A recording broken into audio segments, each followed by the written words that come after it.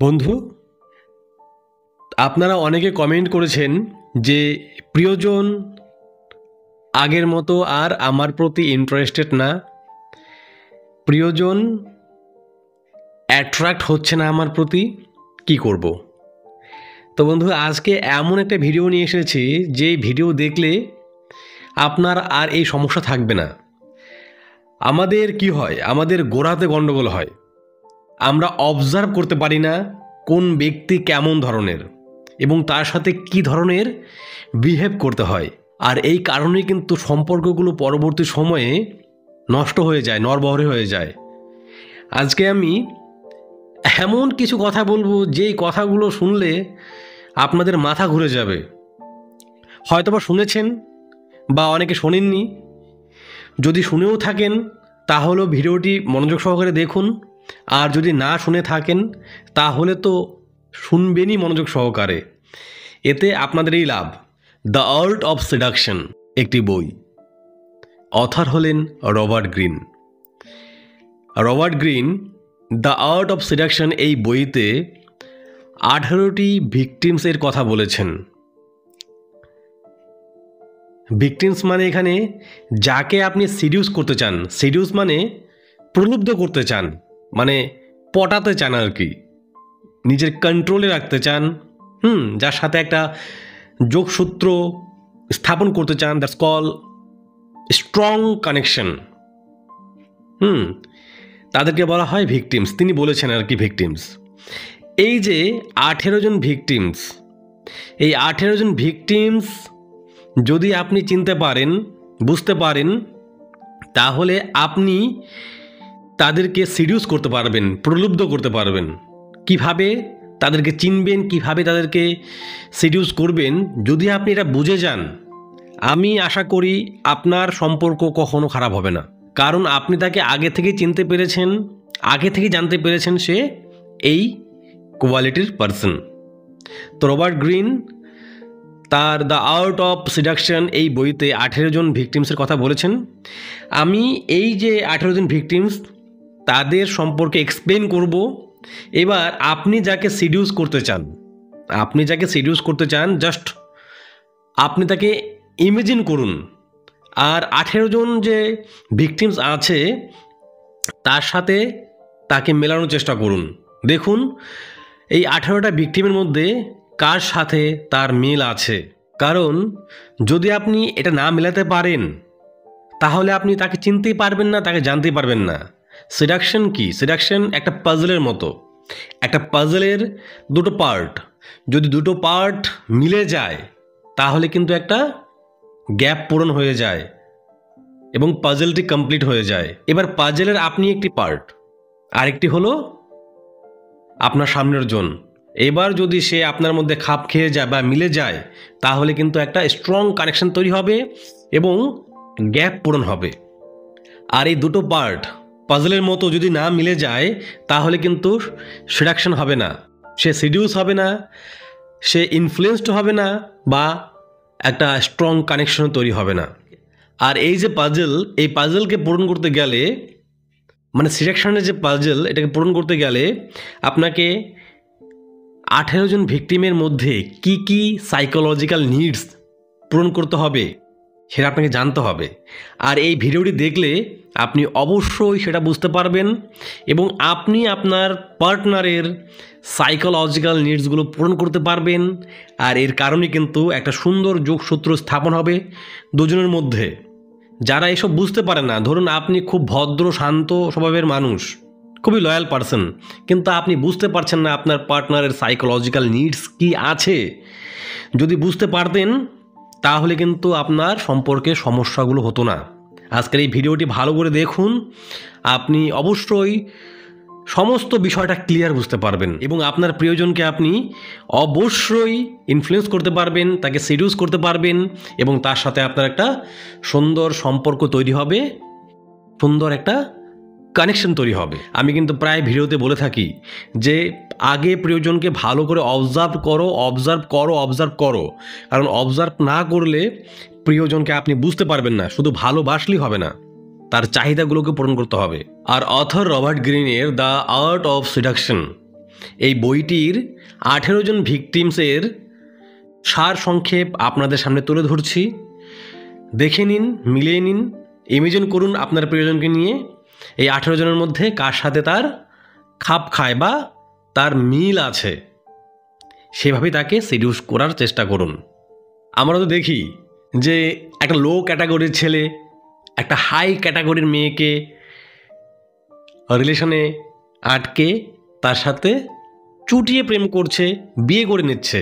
এরকমই লো ক্যাটাগরির মেয়ে হাই ক্যাটাগরির ছেলেকে রিলেশনে আটকে চুটিয়ে প্রেম করছে, তাকে বিয়ে করে নিচ্ছে। আর আমরা দূর থেকে দেখে ভাবি এটা কিভাবে সম্ভব?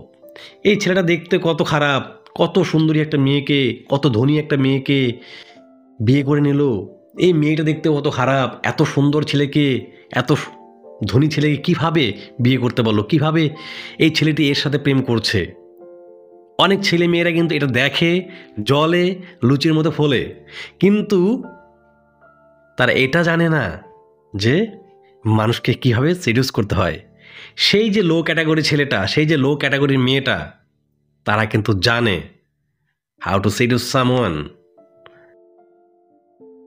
আজকে সেই বিষয় নিয়ে কথা। ভিডিওটি অনেক অনেক ইন্টারেস্টিং হতে চলেছে, মন দিয়ে দেখো। সবাইকে অনেক অনেক অনেক ধন্যবাদ আপনাদের ভালোবাসায়, আপনাদের আশীর্বাদে এই চ্যানেলে, আপনাদের এই চ্যানেলে 50K সাবস্ক্রাইবার পূরণ হলো।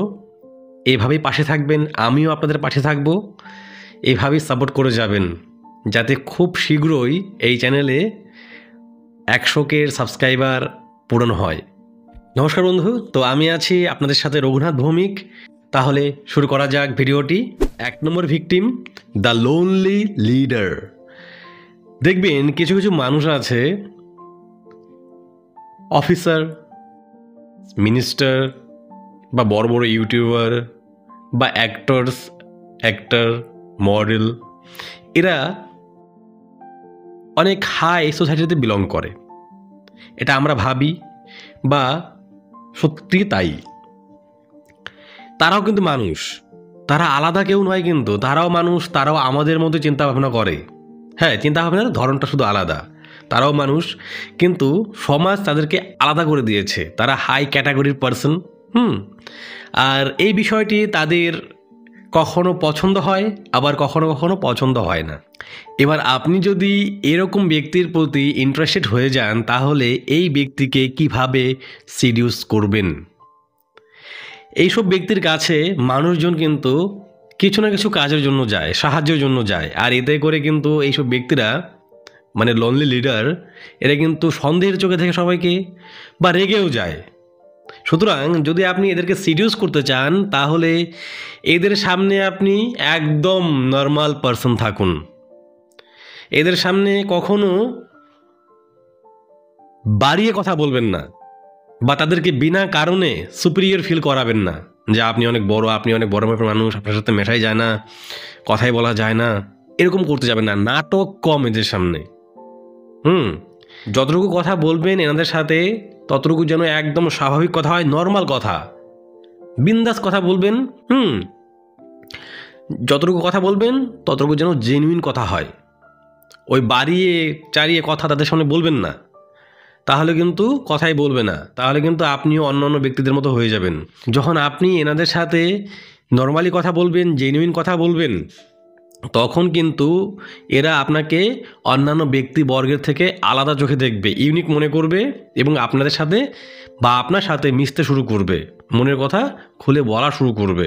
কখনো কিন্তু জোশের বশেও এদেরকে মিথ্যা প্রশংসা করতে যাবেন না। আমি তো বললামই, নাটক কম এনাদের সামনে, নাটক করতে যাবেন না। কিন্তু এনাদেরকে সিডিউস করা কিন্তু একটু হার্ড, কারণ এরা থাকে ব্যস্ত, বা এত কাজ এনারা করেন, এনাদের কাছে না মানে আপনার সাথে বাড়তি কথা বলার কোনো এনার্জিও থাকে না। তাই যদি আপনি আপনার পছন্দের মানুষটিকে পান, আপনার পছন্দের মানুষটি দ্য লোনলি লিডার যদি সময় পান বা সে আপনাকে সময় দেয়, তাহলে জেনুইন কথা বলুন, একদম নর্মাল কথা বলুন, বিন্দাস কথা বলুন, কোনো বাড়িয়ে চাড়িয়ে নাটক না করে কথা বলুন।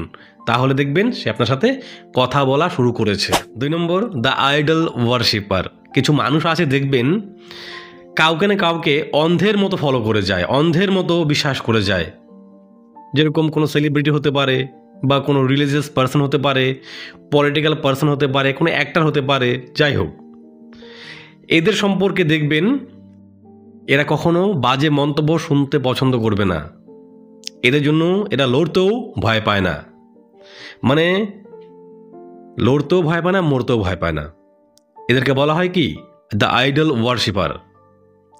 মানে কাউকে না কাউকে সে ফলো করেই যাবে, কারণ তার মনের ভিতরে না একটা এমটিনেস কাজ করে।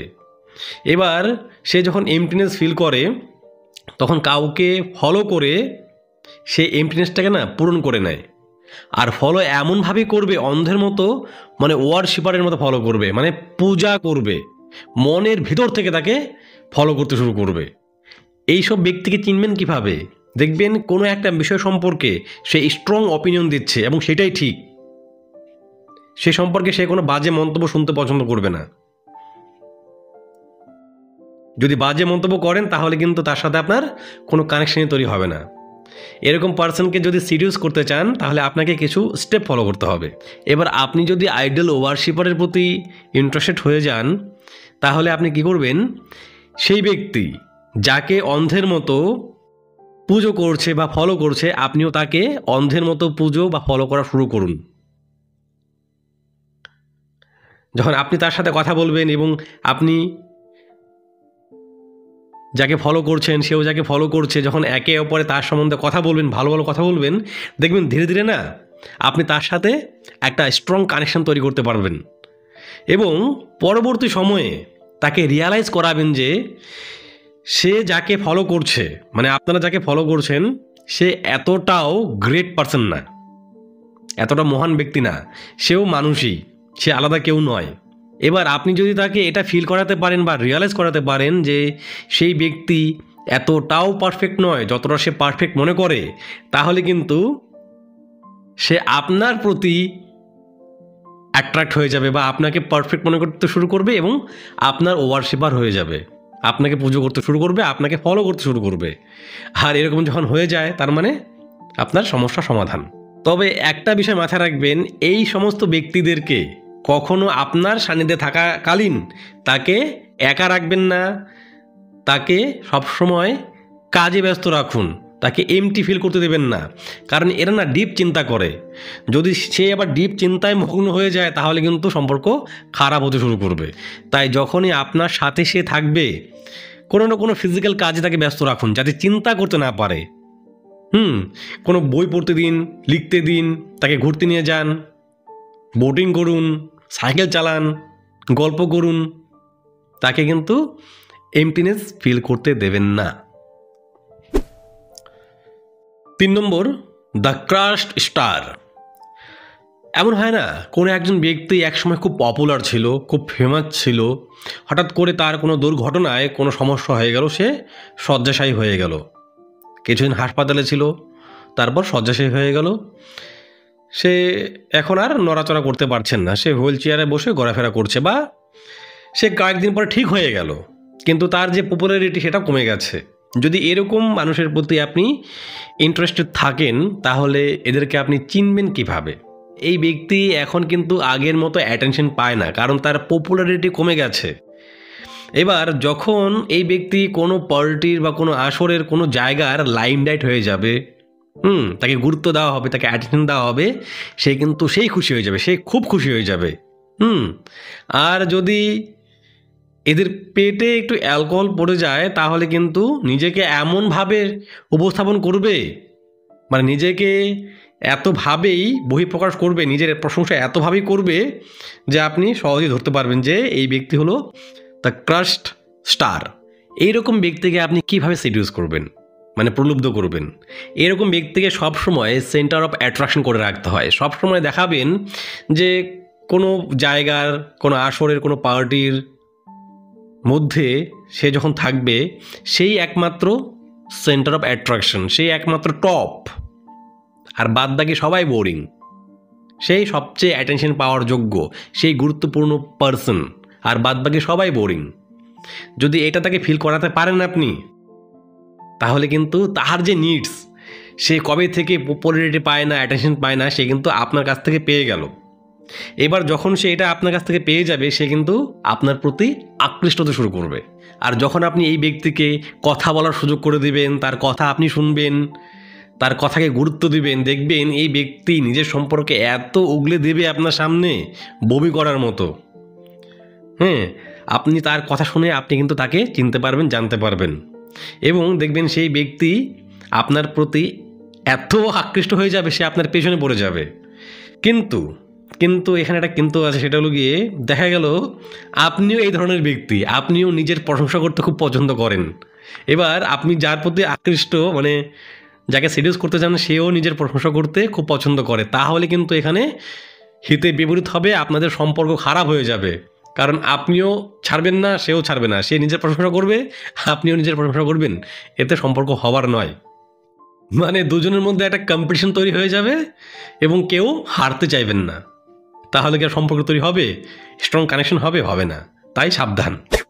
4 নম্বর, নভিস।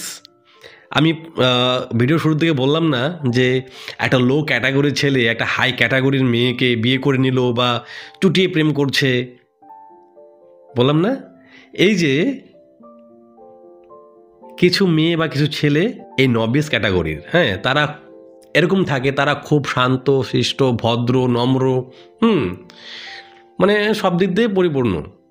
মানে সবসময় সে বই পড়তে পছন্দ করে, সে কৌতূহলী, কিউরিওসিটি তার মধ্যে ভরপুর, সে রিসার্চ করতে ভালোবাসে, সে অজানাকে জানতে পছন্দ করে। এবার এরা কিন্তু দেখা যায় ভদ্র, কিন্তু এদের ভিতরেও কিন্তু একটা নটখাট মানুষ লুকিয়ে থাকে, ঠিক আছে? কিন্তু নিজেকে এমনভাবে গুটিয়ে রাখে, মানে প্রেশারে রাখে, ভাবে মানুষ কি বলবে, এটা কি বলবে, মানে প্রেশারে থাকে, চাপে থাকে আর কি, ঠিক আছে? তাই নিজেকে উন্মুক্ত করতে পারে না। কিন্তু এরা যদি আবার এদের প্রিয় মানুষকে পেয়ে যায়, তাদের সামনে কিন্তু নিজেকে উজাড় করে উপস্থাপন করে ফেলে। এবার কথা হলো, আপনি যদি এরকম ব্যক্তির প্রতি ইন্টারেস্টেড থাকেন বা আপনি অ্যাট্রাক্ট হয়ে যান, তাকে সিডিউস কীভাবে করবেন?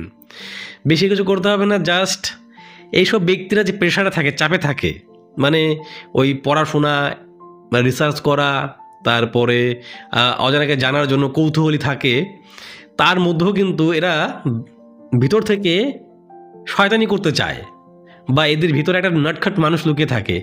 যদি আপনি সেই নটখাট মানুষটাকে বের করতে সাহায্য করেন, তাকে এক্সপ্লোর করতে সাহায্য করেন, তাকে এমন এমন জায়গায় নিয়ে যাবেন যেখানে গেলে সে এমনভাবে থাকবে, তাকে কেউ জাজ করবে না, সে এক্সপ্লোর করতে পারবে অনেক কিছু, এবং আপনি তাকে ফিল করান, তাকে শো করুন যে আপনি অনেক এক্সপিরিয়েন্সড, আপনি অনেক কিছু জানেন, আপনার অনেক কিছু জানার ইচ্ছে, কিন্তু আপনি রুড নন, আপনি না শক্তপোক্ত কঠোর মানুষ নন, আপনি আপনার মধ্যে একটা চাইল্ডিশ একটা ব্যাপার আছে, আপনি একজন ইন্টারেস্টিং পারসন, মজাদার মানুষ আপনি, তাহলে দেখবেন এরা কিন্তু আপনাকে বিশ্বাস করতে শুরু করবে, আপনার সাথে কথা বলতে শুরু করবে এবং আপনার সাথে মজা করতে পছন্দ করবে। দেখবেন সে আপনার প্রতি এমনভাবে অ্যাট্রাক্ট হয়ে যাবে, আপনি ভাববেন আরে কি হলো রে, মানে আপনাকে পাগলের মতো পছন্দ করতে শুরু করবে। 5 নম্বর, প্যাম্পার্ড রয়্যাল। দেখবেন কিছু ব্যক্তি আছে, সে ধনী করে তার জন্ম, সে যা চায় তাই পেয়ে যায়, তার সব ইচ্ছে পূরণ হয়, সব সময় আনন্দ ফুর্তি করে, হ্যাঁ, তার বাবা মা তাকে এন্টারটেইন করার জন্য সব কিছু করে, সে যেখানে যায় সেখানে সব কিছু আগের থেকেই তৈরি পায়। কিন্তু এদেরও কিন্তু হঠাৎ করে একদিন না একদিন বাস্তবে ফিরে আসতে হয়। সে হঠাৎ করে কোনো দিন না কোনো দিন একা হয়ে যায়। ধরুন কোনো হাসপাতালে গিয়ে, কোনো অফিসে গিয়ে, কলেজে গিয়ে, হোস্টেলে গিয়ে সে কিন্তু একা হয়ে যায়। তখন কিন্তু তার লাইফটা তার কাছে বোরিং লাগতে শুরু করে, কারণ সে এতদিন এত প্যাম্পার্ডের মধ্যে ছিল, তার বাবা মা তাকে তো আগলে রাখতো, তার কেয়ার করতো, সেই কেয়ারগুলো হঠাৎ করে সরে গেল, আর সে কিন্তু হুশ করে মাটিতে পড়ে গেল, মানে পায়ের নিচে তার মাটি নেই, এরকম অবস্থা। তো এই অবস্থায় তার কিন্তু সব দিকে ফাঁকা ফাঁকা লাগবে, সে একাকী বোধ করবে। এরকম মানুষকে বলা হয় প্যাম্পার্ড রয়্যাল। হ্যাঁ, এরকম মানুষকে আপনি কিভাবে চিনবেন? দেখবেন যেসব ব্যক্তিগুলো জবের পর জব পাল্টাচ্ছে, রিলেশনের পর রিলেশন পাল্টাচ্ছে, মানে তারা না একঘেয়ে জীবন পছন্দ করে না, এই জন্য জবের পর জব, রিলেশনের পর রিলেশন মানে চেঞ্জ করছে, মানে এক জায়গায় বেশিক্ষণ থাকতে পছন্দ করছে না, এই জায়গা থেকে আরেক জায়গায় চলে যাচ্ছে, মানে একটার পর একটা এন্টারটেন তার প্রয়োজন, মানে যখনই সে একা হয়ে যাচ্ছে তখনই সে বোরিং ফিল করছে, কারণ সে এই যে কেয়ার, সেই যে প্যাম্পার্ড বিষয়টা সে পাচ্ছে না কারো কাছ থেকে। যখন একা হয়ে যায় তখনই সে বোরিং ফিল করে। এবার এরকম ব্যক্তির প্রতি যদি আপনি আকৃষ্ট হয়ে যান বা আপনি ইন্টারেস্টেড থাকেন, তাহলে এদেরকে সিরিয়াস কীভাবে করবেন? এদেরকে সবসময় আপনি এন্টারটেইন করে রাখুন, ছোট হোক বড় হোক, দামি হোক কম দামি হোক, তাদেরকে সারপ্রাইজ গিফট করুন, সবসময় তাদেরকে এন্টারটেইন করে রাখবেন, তাদেরকে দেখান আপনিও একজন মজাদার মানুষ, আপনি বোরিং মানুষ নন। মানে সে যে কেয়ারগুলো হারিয়ে ফেলেছে, সে যে প্যাম্পার্ড যে তার বাবা মার কাছে ছিল, তার বাবা মা সবসময় তাকে এন্টারটেইন করতো, হয় গেম দিয়ে, নাহলে খাবার দিয়ে, নাহলে ঘুরতে নিয়ে গিয়ে, সেই বিষয়গুলো আপনি তার সাথে করুন। কিন্তু এটা সবসময় করতে হবে না, আপনি কিন্তু একসময় এগুলো করতে করতে আপনি তার বিশ্বাস অর্জন করে ফেলবেন। এই যে প্যারেন্টাল যে বিষয়গুলো, তার বাবা মা যেটা তার জন্য করতো, সেটা কিন্তু আপনি এখন তার জন্য করা শুরু করেছেন। যখন সে দেখবে যে আপনি তার বাবা মার মতো তাকে গাইড করছেন, তাকে কেয়ার করছেন, তাকে এন্টারটেইন করছেন, তখন কিন্তু সে আপনার উপর ডিপেন্ড হতে শুরু করবে, আর তার প্যারেন্টসের জায়গায় আপনাকে বসাতে শুরু করবে, মানে রিপ্লেস করবে আপনাকে। আর এই ব্যক্তি কিন্তু আপনাকে পরবর্তী সময়ে খুবই ভালোবাসবে। 6 নম্বর ভিকটিম, ডিসঅ্যাপয়েন্টেড ড্রিমার। কিছু ব্যক্তি এসে দেখবেন রূপকথার জগতে বাঁচে, ইমাজিনেশন, সে কল্পনা করতে পছন্দ করে, কল্পনার জগতে বাঁচে, জাদুর দুনিয়াতে থাকতে পছন্দ করে, মুভি আছে না, মুভি দেখে, সেই লাইফকে সে সারভাইভ করার চেষ্টা করে, মানে কল্পনার জগতে সে থাকতে পছন্দ করে। এবার যখনই সে নর্মাল জীবনযাপন করতে শুরু করে বা নর্মাল জীবনে ফিরে আসে, তখনই তার এই স্বাভাবিক জীবন বা নর্মাল জীবনকে না বোরিং লাগতে শুরু করে। এদের বিবাহিত জীবন সমস্যার হয়ে যায়, কারণ তারা না বিয়ের পর ওই বিষয়গুলো পায় না যেগুলো সে কল্পনার জগতে চায়। এবার তার হাজবেন্ড বা তার ওয়াইফ যদি তাকে সেইভাবে ট্রিট করতো, তাহলে কিন্তু সে সুখী হতো। এবার এরকম ব্যক্তিকে আপনি সিরিয়াস কীভাবে করবেন? এদের সামনে সবসময় দেখান আপনি একজন ইন্টারেস্টিং পারসন, আপনার জীবনে অনেক থ্রিল, আপনিও এরকম জীবনযাপন করতে পছন্দ করেন, আপনিও রূপকথার জগতের মানুষের মতো, আপনিও একজন রোমান্টিক মানুষ, আপনার মধ্যে ইন্টারেস্টিং বিষয় ভর্তি, যাতে সে ডিসঅ্যাপয়েন্টেড না হয় আপনার কাছ থেকে। যদি আপনি এটা করতে পারেন, দেখবেন সে কিন্তু আপনাকে পাগলের মতো ভালোবাসবে। আপনি এর সাথে লং টার্ম রিলেশনে যেতে পারেন, কিন্তু but one more thing, that is আপনাকে সবসময় নিজের মধ্যে একটা থ্রিল বিষয় রাখতে হবে, তা না হলে কিন্তু সে আবার ডিসঅ্যাপয়েন্টেড হয়ে যাবে। তো বন্ধু, আজকে এই 18টি ভিকটিমসের মধ্যে 6টা ভিকটিমস নিয়ে আলোচনা হলো। যদি আপনাদের আরও জানার ইচ্ছে থাকে, আরও 12টা ভিকটিমস নিয়ে জানার ইচ্ছে থাকে, অবশ্যই কমেন্ট করে যাবেন। আজকে যদি আমি আরও আলোচনা করতে যাই, তাহলে ভিডিওটি অনেক অনেক বড় হয়ে যাবে, আপনাদের বোরিং লাগবে। তাই যদি আপনাদের আরও জানার ইচ্ছে থাকে এই বিষয়গুলো সম্পর্কে, অবশ্যই কমেন্ট করে যাবেন নেক্সট পার্ট, তাহলে আমি পরবর্তী পার্টে আরও 6টা নিয়ে আলোচনা করব। ঠিক আছে? যদি কথাগুলো ভালো লাগে, যদি মনে হয় না উপযুক্ত ভিডিও, তাহলে একটু লাইক করে যাবেন। চ্যানেলে যারা সাবস্ক্রাইব করেননি, চ্যানেলটি অবশ্যই সাবস্ক্রাইব করে যাবেন। ভালো থাকবেন আর নিজের পার্টনারকে ভালো করে অবজার্ভ করুন। নমস্কার।